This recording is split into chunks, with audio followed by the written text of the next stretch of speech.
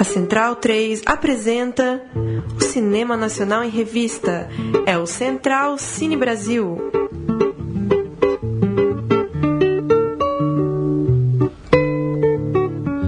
Olá, amigo ouvinte da Rádio Central 3, está começando o Central Cine Brasil, edição de número 64 do programa que fala de cinema brasileiro aqui na nossa Rádio Central 3. Eu sou o Lucas Borges, volto a apresentar o programa depois de um pequeno hiato que foi preenchido, aliás, por Leandro e a mim. Muito obrigado, Leandro e a mim, por apresentar o último programa ao lado de Murilo Costa, novamente aqui. Boa noite, Lucas. E ao lado de um estreante, Bruno Dias, o nosso grande amigo cinéfilo e cineasta, grande personalidade do mundo artístico do ABC paulista, da cena indie, do ABC e da região da Grande São Paulo. Como vai, Bruno Dias? Muito bem, muito obrigado, um grande prazer participar do Central. O prazer é todo nosso, Bruno. E claro, temos ao telefone um ilustre convidado. Temos ao telefone Felipe Show, diretor de Fala Comigo. Boa noite, Felipe, como vai? Boa noite, Lucas. Tudo bem, e você? Tudo bem também, muito obrigado por nos receber, por nos atender.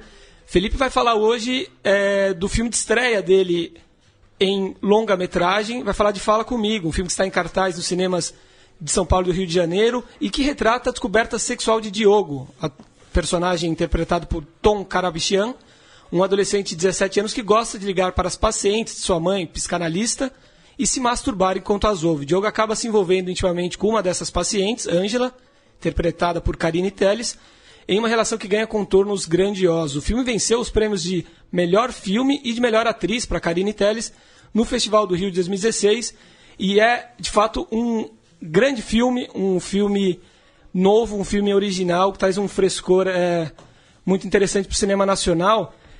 Já que a gente está falando de um filme corajoso, um filme que toca na ferida e fala de sexualidade, de sexo de uma forma bastante franca, eu vou começar te fazendo uma pergunta mais aberta também, Felipe. Quero saber de você, qual é o segredo para se filmar cenas de orgasmo e de prazer de forma tão natural? É preciso filmar o sexo de fato? É preciso que aconteça de fato a relação sexual? Ou existe um segredo para se filmar de forma tão magistral cenas como essa que a gente vê no filme, interpretadas pela Karine, interpretadas pelo Tom? Começamos bem, né? Não, é boa pergunta, não me fez essa pergunta até hoje. Não sei se tem um segredo. Para responder a primeira parte da sua pergunta, para filmar o Fala Comigo, a gente tinha uma proposta de linguagem nas cenas de sexo, nas cenas de orgasmo, que era bem clara, né? A gente o tempo todo tá no rosto das pessoas. E eu acho que é por isso que você está falando da naturalidade, né? Mesmo nas cenas de sexo, eu tô na maioria das vezes eu tô filmando de pescoço para cima. Então não, a gente não tinha sexo real acontecendo no set. Mas eu e os atores, principalmente, né, os atores que estão envolvidos nas cenas sexuais, a Karine, o Tom, o Dani, que faz o Guilherme, a gente fez um trabalho de construção, né, de como essas cenas sexuais seriam. A gente conversou e né, os beijos são reais. Então, eu digo, não tem sexo real acontecendo, mas né, a cena realmente é quente. Então, enfim. E Felipe, aproveitando falar sobre essa questão das cenas, né? Eu queria que você comentasse pra gente essa opção de não ter nudez explícita, não ter sexo explícito, mesmo com um tema assim tão sexual e com as cenas intensas, bastante sexo em pauta, e você não mostra o sexo propriamente dito, né? Você faz a opção de mostrar rosto, mostrar de outra forma isso.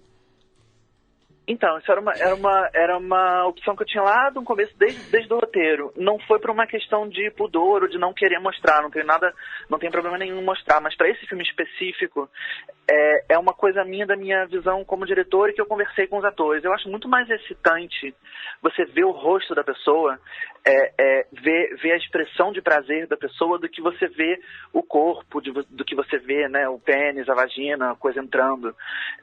Então, eu até me inspirei, conversei com eles, com os atores. Uma das inspirações que a gente tinha era um site pornô chamado Beautiful Agony, que é um site em que eles mostram pessoas tendo orgasmos só do pescoço para cima. E a gente usou isso, né? Porque a gente tem muitas cenas de pessoas se masturbando ou recebendo sexo oral. Então a gente usou esse site que a gente viu só do pescoço para cima como inspiração. Bacana. Sexualidade é um tema recorrente, né, na sua carreira, que é curta, mas já é bastante vencedora.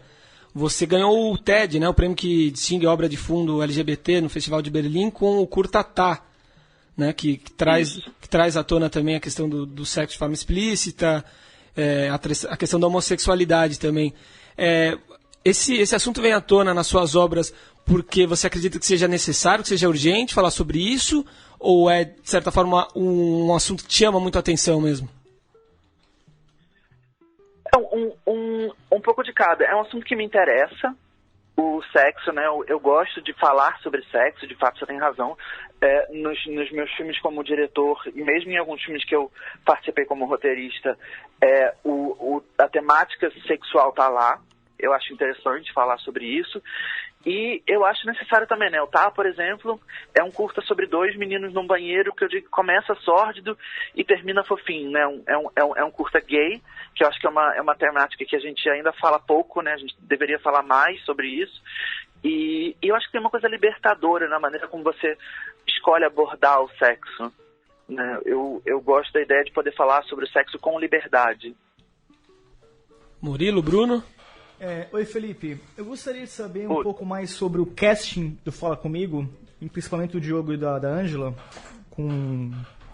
e como que você chegou nos atores? A primeira atriz que entrou no filme foi a Denise Fraga, porque eu tinha esse roteiro há muito tempo, né? Esse roteiro foi a primeira coisa que eu fiz em cinema, e quando eu escrevi eu ainda não ia dirigir. Mas no momento que eu decidi dirigir, eu comecei a pensar em atores.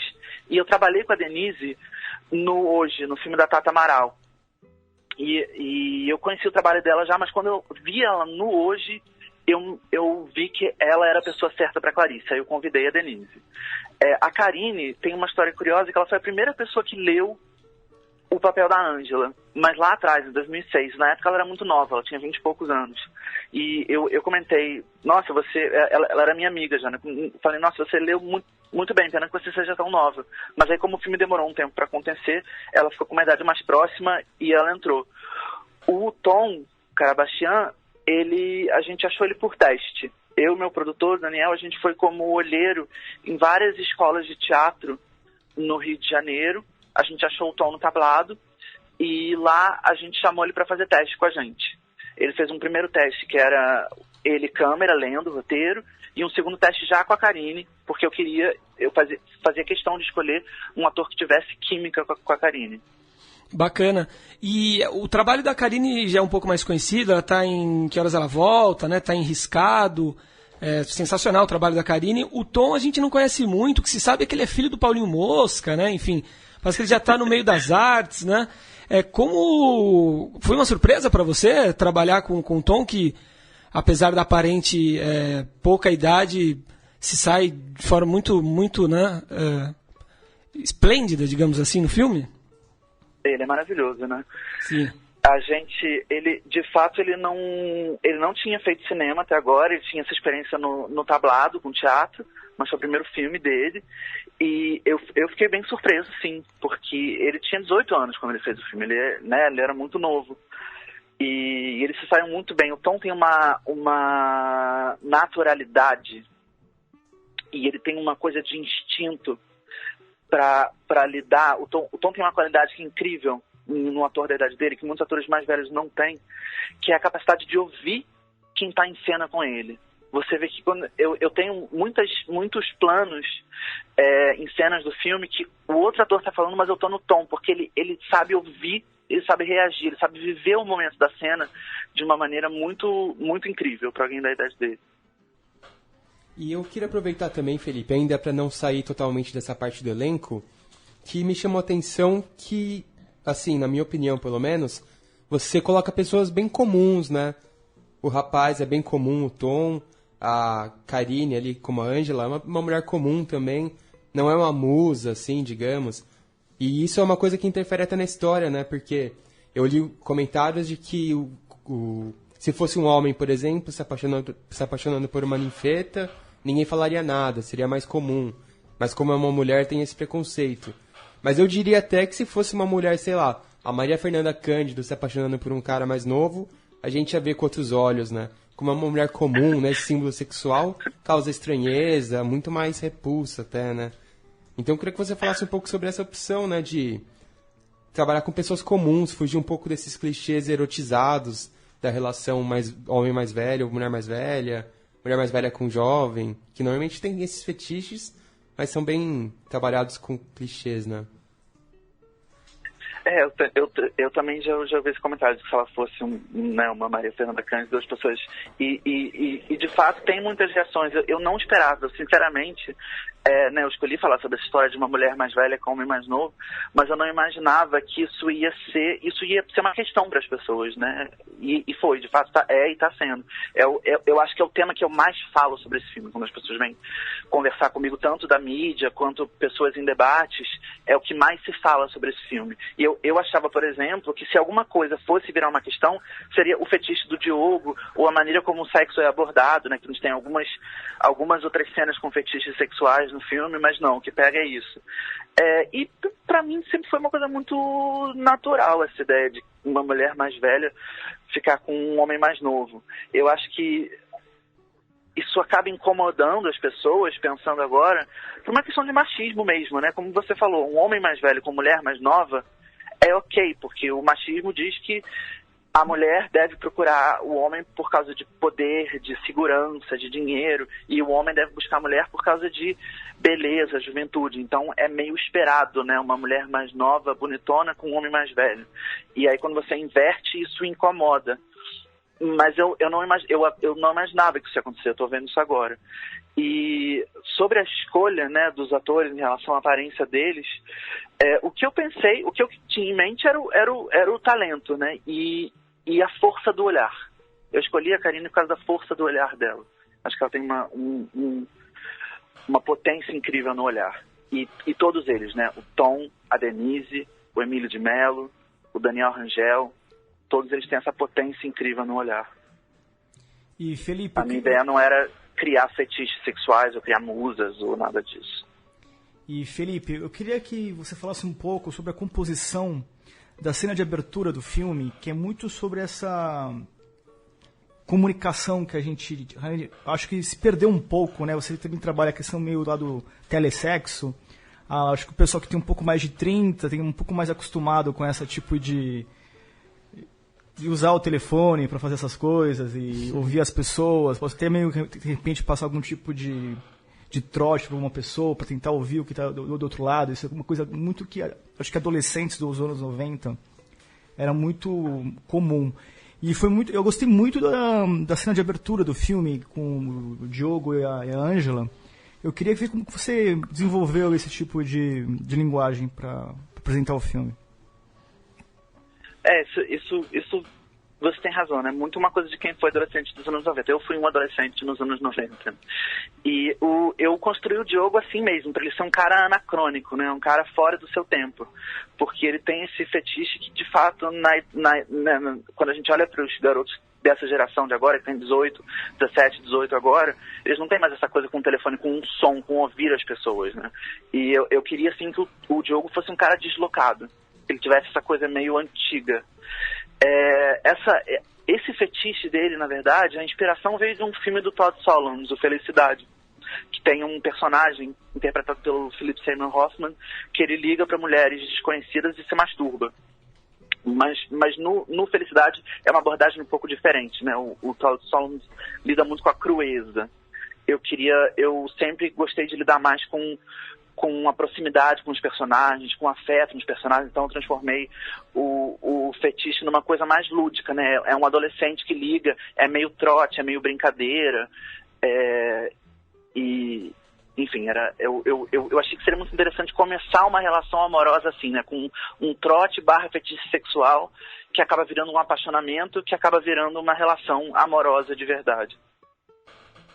E Felipe, sua personagem, como ali a psicanalista, ela cria uma relação com a paciente, né, com a Ângela, de análise, de ficar ali em cima, e ela julga a Ângela pelo que ela conhece das sessões, né?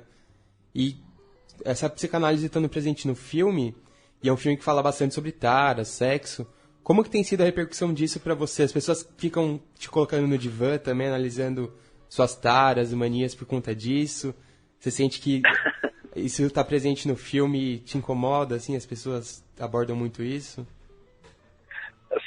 Sim, o tempo todo. O que acontece é muitas pessoas acharem que é uma história autobiográfica. As pessoas perguntam, mas você tem mãe psicóloga? E não é. O filme é uma história muito pessoal, né? Todos os personagens... O Diogo não sou eu, mas ele tem muito de mim. Os outros personagens também têm muito de mim. E muito... O filme se passa no meu mundo, né? Que é a classe média carioca. Então, todos os personagens são inspirados em pessoas que eu conheço, em situações que eu vivi. Mas na segunda parte da sua pergunta, você perguntou sobre se as pessoas colocam as minhas tarefas.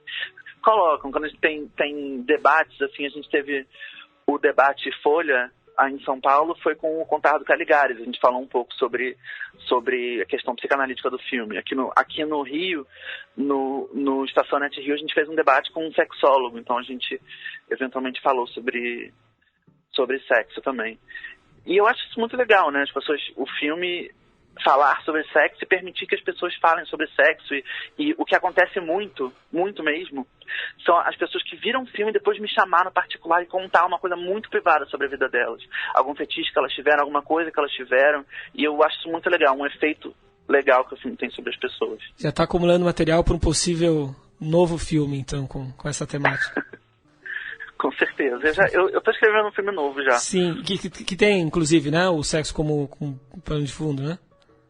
Exatamente. Sim. Eu tenho 2 projetos de longa como diretor, né? Um deles é esse, o Glória, que ele fala sobre um cara de 20 e poucos anos, do interior do Nordeste, de uma família rica, que vem para o Rio para fazer mestrado em antropologia. E a pesquisa dele é sobre garotos de programa. E ao longo do filme ele próprio vai se tornar um garoto de programa.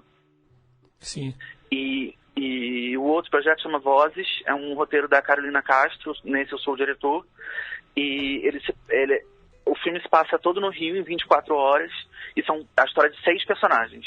Uma dessas 6 personagens é uma menina de 20 e poucos anos que está fazendo as pazes com a sexualidade dela nesse momento, ela está se descobrindo lésbica.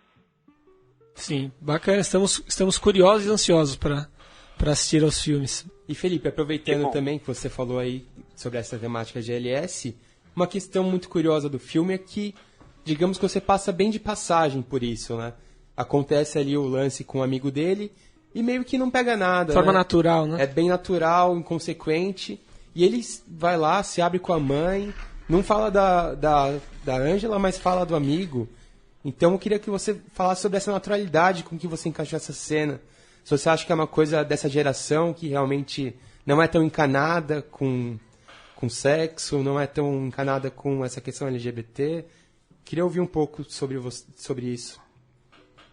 Essa trama, né, do amigo da escola é uma trama que entrou relativamente tarde no roteiro. O amigo da escola existia, mas ele era um personagem meio solto, que não tinha muita função no roteiro. E aí quando, né, como você falou do Tá, né, do meu primeiro curta, eu fui contar para Berlim e foi uma experiência muito importante para mim profissionalmente como pessoa, porque eu vivi esse mundo da militância LGBT que me mudou muito, me fez crescer como pessoa, e aí eu fiquei com vontade, né? Eu tinha esse filme, o Fala Comigo, e ele não falava nada sobre, não tinha nenhum personagem gay, então eu criei essa trama gay pro personagem e ela foi meio que acontecendo. Sobre essa coisa da naturalidade, eu sei que não é tão natural para todo mundo, né? Nem toda mãe teria essa leveza, essa espontaneidade para lidar com a questão que o filho traz. Mas eu queria mostrar uma família onde isso fosse ok, isso, né, não pegasse para ninguém. Porque, de fato, o Diogo não fica preocupado, a Clarice não fica preocupada, é uma coisa que acontece e que, enfim, pro Guilherme é ruim, mas pros outros personagens é... Sim. E, Felipe, você estava falando, então, como realmente esse plot entrou dentro da sua história. Eu gostaria que você falasse um pouco do processo de gestação do Fale Comigo, que durou tanto tempo, né? E você trabalhou com o Talent Project na Alemanha, o Cine Fundación em Cannes, em outros festivais também, então é um roteiro que estava em gestação há muito tempo. Qual que foi esse processo de evolução em cada tipo de festival e como que funcionam esses projetos de laboratório de roteiros em festivais internacionais? Isso. O Fala Comigo, ele, como eu estava falando, ele foi a primeira coisa que eu fiz no cinema. Eu escrevi, ele era meu projeto de fim de curso na escola de roteiro, numa época que eu queria ser só roteirista, eu não tinha intenção de dirigir ainda. E aí, assim que eu terminei a escola de roteiro, eu mandei o roteiro do Fala Comigo para um laboratório de roteiros, que na época era o Laboratório Sesc Rio, hoje em dia se chama Laboratório Novas Histórias, e nesse laboratório, 2 dos consultores me disseram, mas esse filme é muito pessoal, uma história muito pessoal, você devia dirigir esse filme. E aí foi um processo que aos poucos eu fui entendendo que eles estavam vendo uma coisa que eu não tinha visto, que era que eu queria dirigir, e aí eu fui me tornar diretor, né? Essa primeira versão ficou pronta em 2005. E aí em 2005 veio essa vontade de dirigir. Só que eu sabia que eu não estava pronto ainda, que eu só era formado em roteiro. Então eu passei um tempo fazendo curtas, eu fiz um segundo curta chamado Gisela, para me sentir maduro o suficiente para começar esse trabalho de direção. Você estava falando sobre os laboratórios, né? Nesse meio tempo, eu fui para o Talent Project Market, que é do Festival de Berlim, que é na verdade um laboratório de coprodução. Você leva o projeto do filme para lá e você encontra com coprodutores, com agentes de vendas, com distribuidores, para tentar viabilizar o projeto, principalmente viabilizar uma coprodução internacional. E aí depois eu fui para a residência da Cinefondation, que é do festival, ligado ao Festival de Cannes, que é um programa onde você fica 4 meses em Paris, eles te dão um apartamento, te dão alguns benefícios e uma mesada basicamente para você sentar e escrever o seu filme, que foi uma experiência muito, muito boa, muito rica para mim também. E, bom, em 2010, quando chegou em 2010, eu achei que eu estava mais pronto, mais maduro para dirigir, aí eu chamei o Daniel, meu produtor, para entrar no filme, para produzir o filme, e a gente começou o processo de captação, e aí foram mais 5 anos até captar o dinheiro, 2010 e 2015, a gente filmou em 2015. Bacana, Felipe, muito obrigado pela atenção, por nos atender, parabéns pelo Fala Comigo, e sucesso na carreira desse filme e dos próximos. Obrigado, Lucas, obrigado pelo convite. Muito obrigado. Obrigado, Felipe. Parabéns aí. Boa carreira pro filme pra você. Fala Comigo, então, que segue em cartaz nas salas de cinema do Rio e de São Paulo. Aconselho, um belo filme, corajoso, original, bonito filme. Alguma outra consideração sobre a obra, senhores? Não, eu acho que é um filme um pouco mexe realmente com a classe média, a parte sexual que a gente vive. Que tá falando, a questão do telefone era uma coisa Sim. muito de adolescência, pré-internet ainda, que se usava. E é um filme que mostra realmente como as pessoas vivem, são mesmo, sem quem o Murilo estava falando. De forma mais crua. Sem muitos complexos de... as coisas realmente acontecem por realmente a vida realmente não é. A vida é estranha, às vezes, digamos assim. E mostra a fragilidade ali do ambiente familiar também, né? Que tá todo mundo muito sozinho naquela família. Sim. A menina fala sobre se sentir sozinha, ele se sente sozinha, a mãe, o pai. Os irmãos são os únicos mais próximos. Eu gostei muito da cena que o pai fala que sai de casa só pra respirar, né? Sim. Que vai no cinema sozinho pra ter um tempo tranquilo. Achei muito boa. E outra coisa cena. que a gente nem falou aqui, que a irmã dele, a atriz, é muito boa também. Sim. A menina é muito boa. Jovem, bem jovenzinha. Boa, entrega os diálogos muito bons, assim, atua muito bem e dá essa balanceada também, uma parte um pouco mais... Terna, né? Mais leve. Mais leve. As interpretações, sem dúvida, são um ponto alto. E voltando ao que você estava falando do Tom e do Diogo... E Sim. o ator é muito bom mesmo. Eu não sabia que ele era filho Pois do e parece que é afilhado da Adriana Esteves também. É uma grande revelação mesmo pro cinema nacional e pro audiovisual brasileiro em termos... O moleque é pra ficar de olho nele mesmo. Leve, tá espontâneo. Ali, né? Sim, bom. Ele vai se soltando como personagem mesmo, Sim, né? Vai sim. se sentindo mais seguro e vai ficando cada vez melhor durante o filme. Fez uma grata surpresa. Vamos para o bloco da história do cinema brasileiro?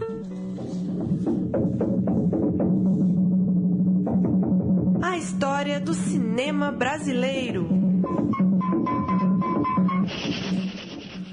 Bruno Dias, a gente fala aqui também de história. Eventualmente, no programa. Você gosta de animação? Sim, bastante até. De animação e longa-metragem. Sabia que nesse ano, 2017, comemora o centenário da animação brasileira? É mesmo? Pois é, 100 anos. Do dia 22 de janeiro de 1917, aconteceu a exibição do filme O Kaiser, feito por Seth, pseudônimo do cartunista Álvaro Marins. Esse foi o primeiro filme brasileiro de animação da história. O curta foi exibido no Cinema Pathé, na Avenida Rio Branco, Rio de Janeiro, mas infelizmente se perdeu no tempo. Em 1928, o produtor Luiz Cel criou com o animador João Stamato outra animação importante para a história, o curta Macaco Feio, Macaco Bonito. Esse é o mais antigo curta de animação brasileiro com uma cópia preservada. O primeiro longa de animação do país foi Sinfonia Amazônica, de Anélio Latini Filho, filme de 1953. Levou 5 anos para ser feito. Foram cerca de 500 mil desenhos criados por Anélio, produziu todas as outras etapas também sozinho. O filme narra 7 histórias folclóricas por meio do personagem Curumi. E finalmente, em 1972, I.P. Nakashima criou o longa Piconzé, o primeiro longa brasileiro a cores. Até hoje foram produzidos 43 longas de animação no país. E a gente tem um boom recente aí de filmes muito importantes, Sim. né? Tem o Menino Mundo, Que é indicado ao lindo, Oscar de né? animação. Muito bonito. E o Luiz Bolognese fez também Uma História de Amor e Fúria, que ganhou vários prêmios internacionais, teve bastante destaque. Não, mas também tem assim, dentro do nosso cinema brasileiro, a gente sempre tem aquela questão, o nosso, que eu falo que é tipo como fosse o Santos Dumont do cinema brasileiro, que é o Cassiopeia, que saiu na mesma época do Toy Story, e fala, não, o primeiro filme de animação digital é brasileiro, é o Cassiopeia. O brasileiro gosta de ter, né? Mas eu fui, também tem outra coisa assim, todos os, eu lembro muito bem de no cinema assistir todos os filmes da Turma da Mônica. Sim, o Maurício de Souza foi importante também, né? Muito bem, teve o que mais? O Grilo Feliz, que eu lembro também. Os filmes da Turma da Mônica, o filme da Turma da Mônica em live action, né? Vai ser lançado em Eu acho breve. que Né? o primeiro que vai sair é o da Turma da Mônica. Não em live action? Não, é live action, mas eles estão fazendo casting, eu acho. Turma da Mônica jovem. Sim, eles são eles crescidos já. Eles adolescentes, Sim. Enfim, temos uma longa história também nesse gênero do cinema brasileiro, né? E a animação brasileira está crescendo bastante também. Tem o Peixonauta, que é um desenho, né? O Irmão do Jorel. E tem talentos nossos lá fora também, né? O Carlos Saldanha, que... A Era do Gelo, né? Sim. O Carlos já fez Era do Gelo, ele fez o Rio. Também. E acho que ele vai ser um novo filme dele no fim do ano, que é, não sei qual que é o nome, mas é tipo um touro. É uma animação... Uma produção norte-americana. E isso é muito bom pra ter uma referência, pelo menos, né, no cinema nacional. E não podemos esquecer que o Mickey veio a Rio de Janeiro contra o Zé Carioca também, né? Isso é verdade. Na época da guerra, Os né? Três Amigos, Sim. Que é realmente memorável, assim. Com a Aquarela do Brasil, do Eri Barroso. Também teve isso. Para encerrar o programa, algumas notícias do cinema. Na última sexta-feira, dia 14, o Cine Odeon, no Rio de Janeiro, recebeu a abertura justamente do Animamundi, que comemora 25 anos neste 2017 de centenário da animação brasileira. Além de uma programação especial, convidados internacionais e a retomada de suas oficinas, o festival anunciou uma novidade, o Animamundi On, plataforma on-demand que reunirá o melhor do festival. São 9.000 filmes de 70 diferentes países no catálogo. O Animamundi On poderá ser adquirido através de uma assinatura mensal que dará acesso aos filmes via streaming. O lançamento está previsto para o fim do ano, mas até lá, quem fizer uma pré-inscrição através do site ganha 1 mês de assinatura grátis. A novidade deve ser oficialmente lançada em novembro deste ano.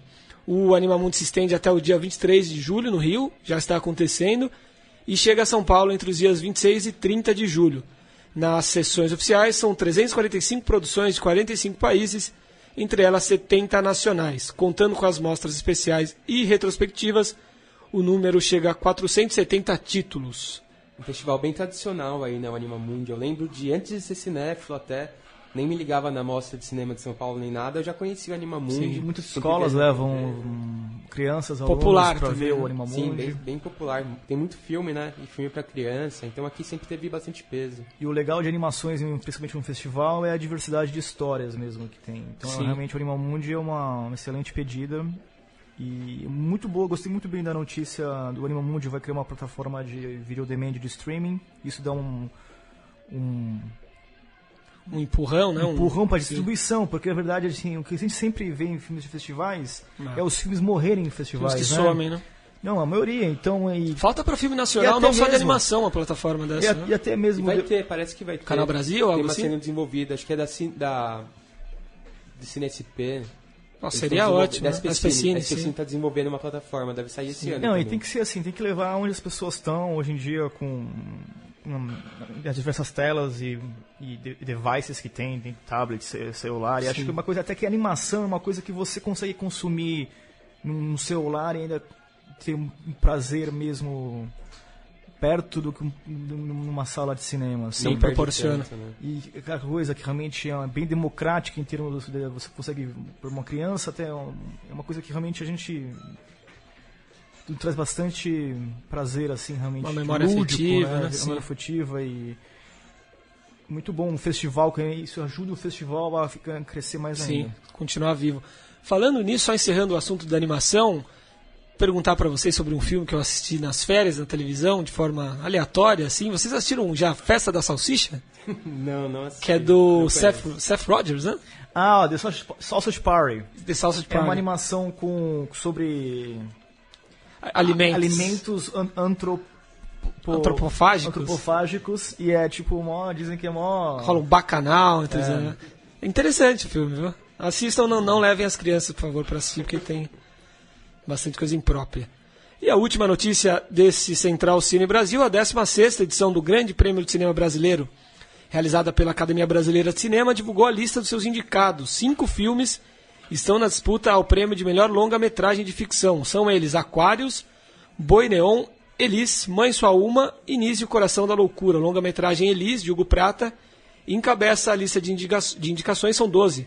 Seguido de Aquários, de Kleber Mendonça Filho, com 11, e Boi Neon, de Gabriel Mascaro, com 10. Ao todo, 35 longas e 18 curta-metragens concorrem em 24 categorias. A cerimônia de premiação acontece no dia 5 de setembro, a partir das 20 horas, no Teatro Municipal do Rio de Janeiro.